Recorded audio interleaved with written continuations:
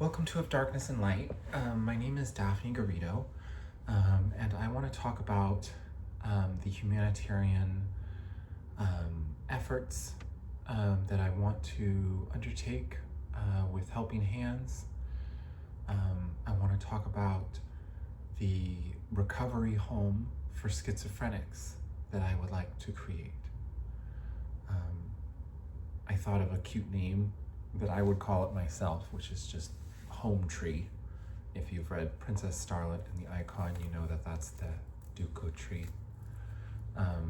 In my retake on that story of Ocarina of Time, I want to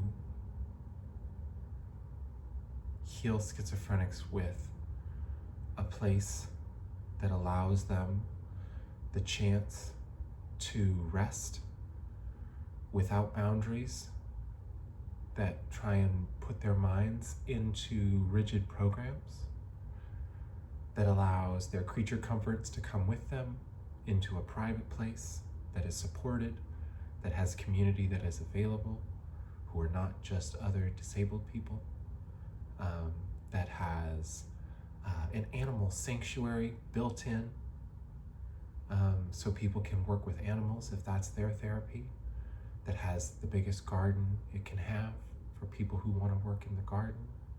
It has availability for people to take on the tasks that would otherwise go to employees, but they don't have to. There's flexibility. There's a lack of hierarchy, because there's a lack of hierarchy in the schizophrenic mind, and when we try and push us schizophrenic people into civilization as it exists, it's a cruelty, and it takes mind-numbing medications to make it even remotely tolerable without pure panic all the time. And it's just a dulling thing that doesn't really fix the problem at all. You just live with the problem dulled. And then if people get on too deep of trauma spirals, they're like, maybe we'll electrocute you a little bit. Just fry your brain. Maybe it'll fry it right, and you'll just be chill. But those are the treatment plans other than talk therapy.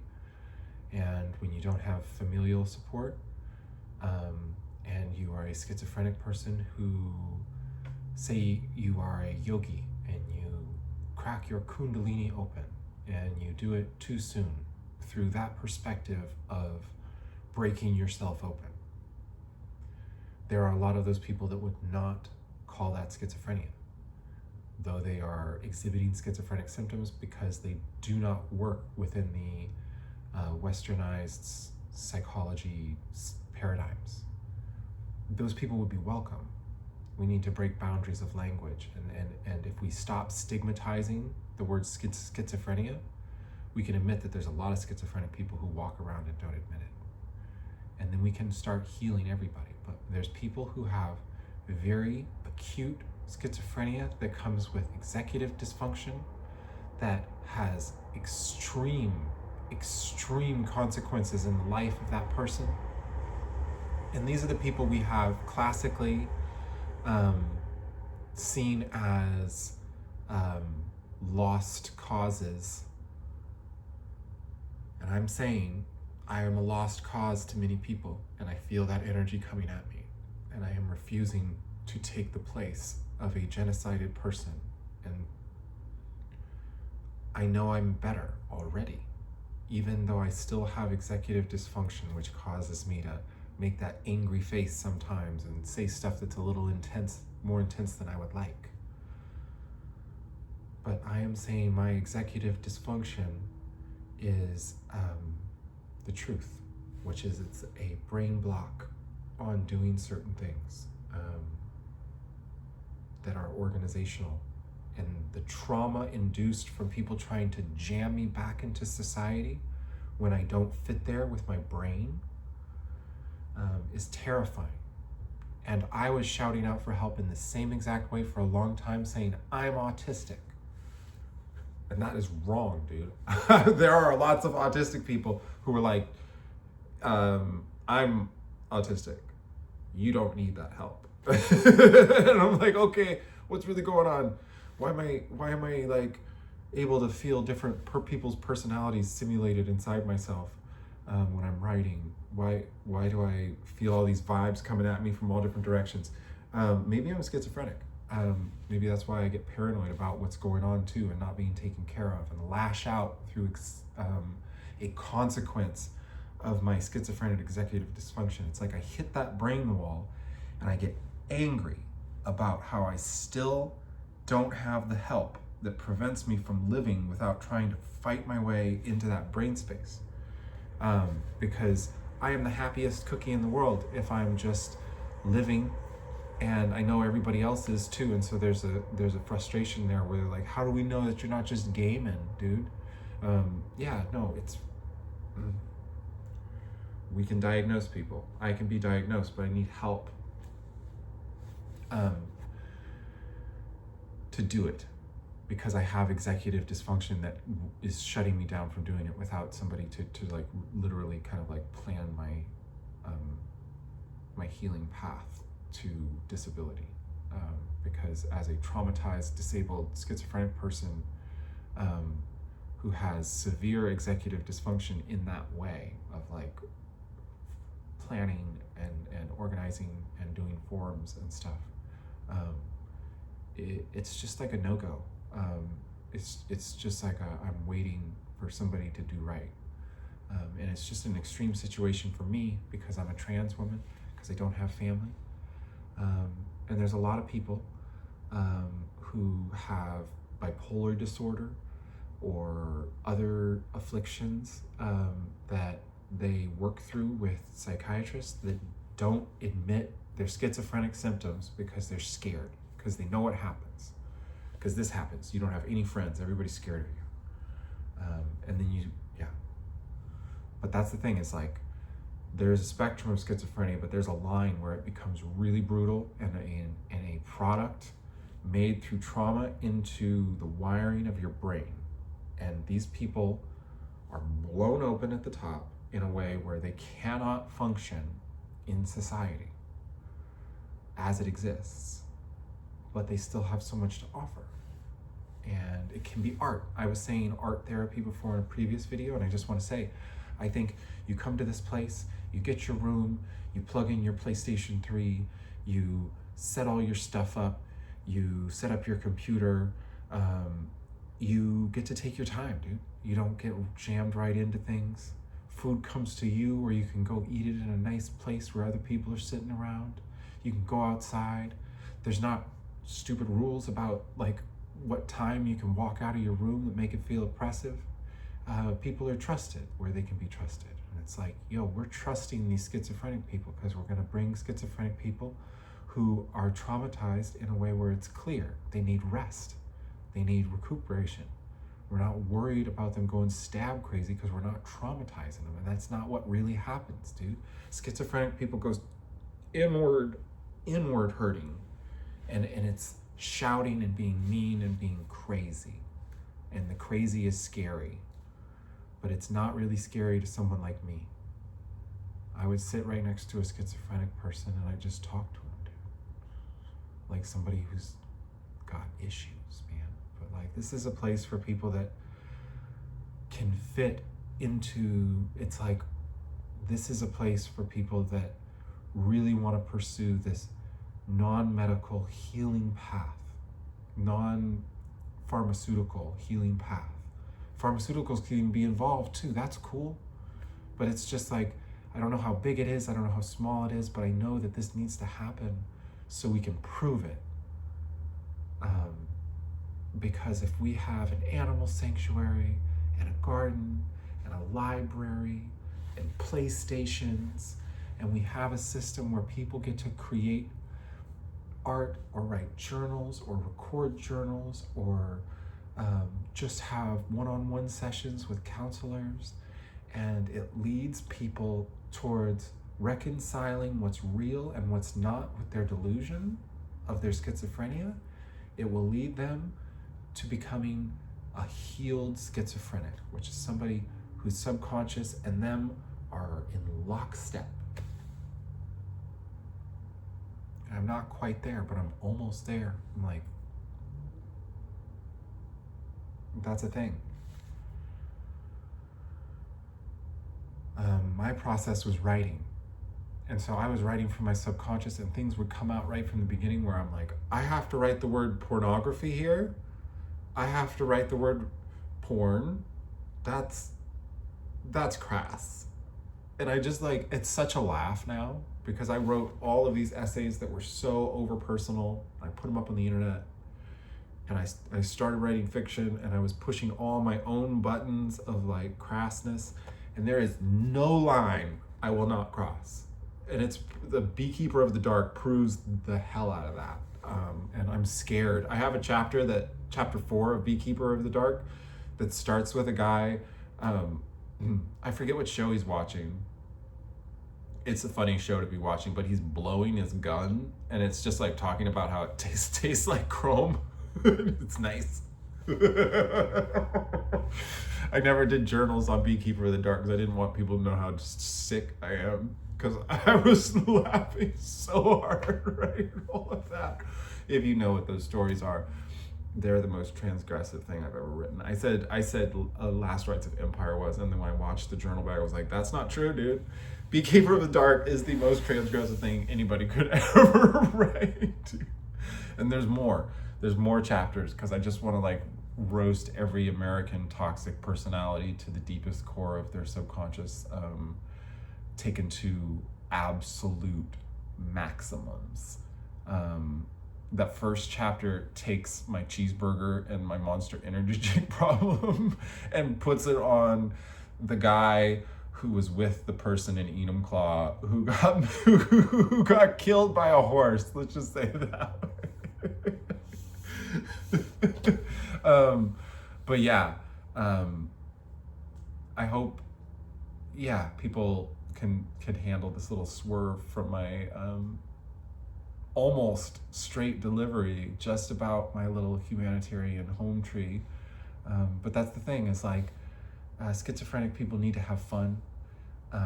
They need to have friends, and they need to have space to express freely so they can get down to the root of what they need healed. And then there needs to be an interlaced outreach program for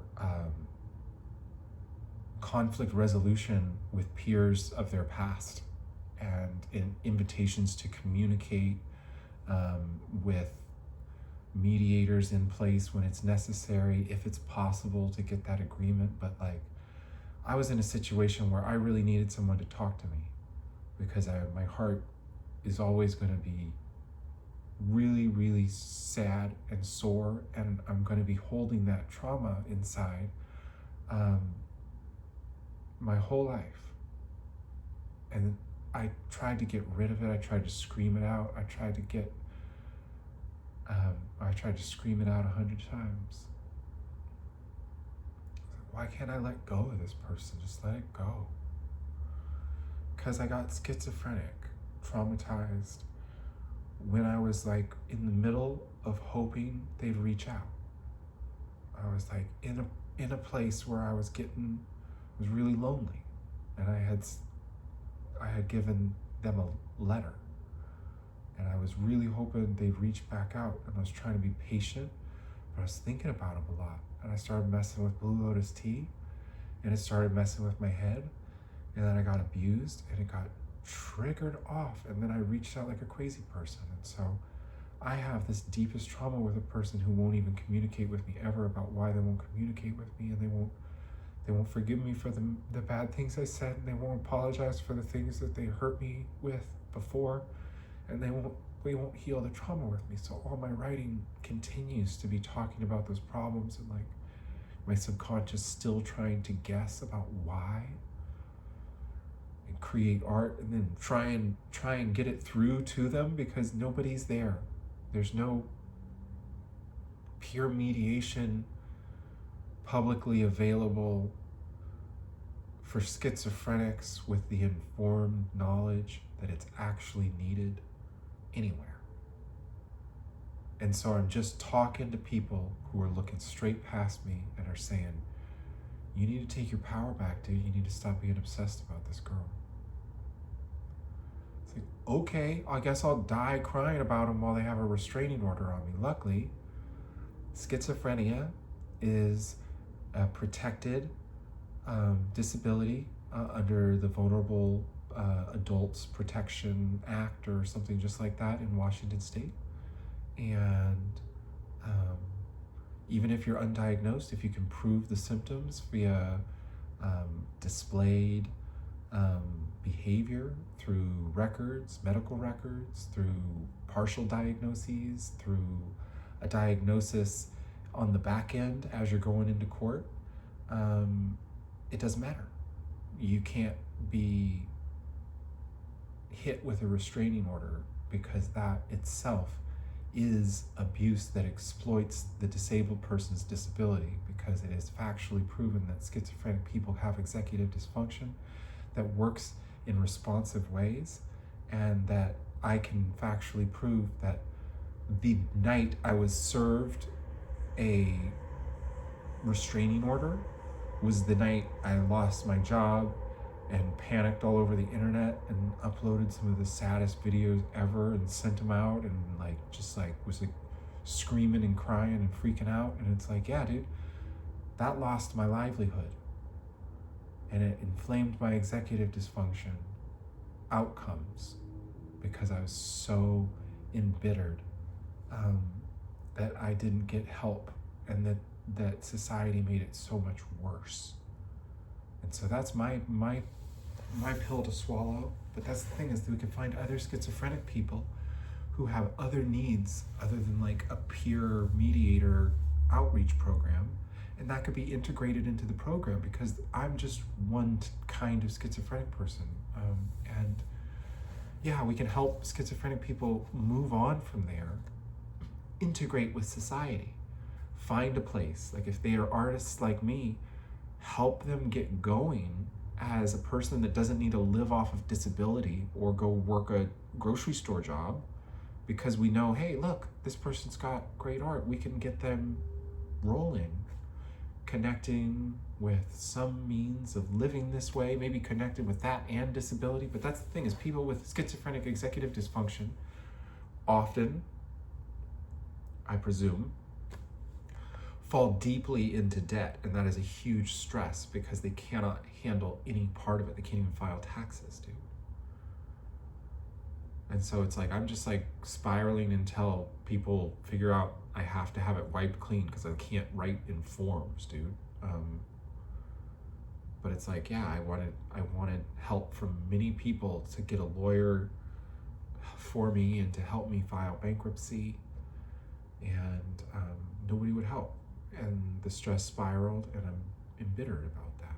And this haven could have helpers that appreciate doing that work for people, can help people get set up with lawyers that get the things taken care of, and then help get people applied for disability through the clinical means, while also allowing them a space to heal without medication and being pushed back into a life that just does not fit the brain of a schizophrenic, and helping people land in a life that does, and using that, broadcasting it. Like, yo, I'm doing mine on social media. Some people, it could be a place where we share from social media, like if people want to be a part of that, and it can reduce the stigma of schizophrenic people.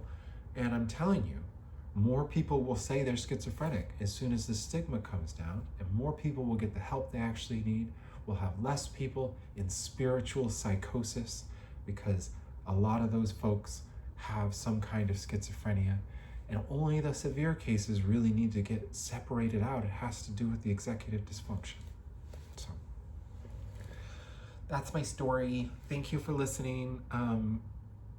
If you're able to, please look at my my GoFundMe and consider donating, or coming and giving me a hug, or talking to me and saying something nice, or sharing my content or my GoFundMe with someone you know who might appreciate an artist struggling who has a good idea for a humanitarian organization.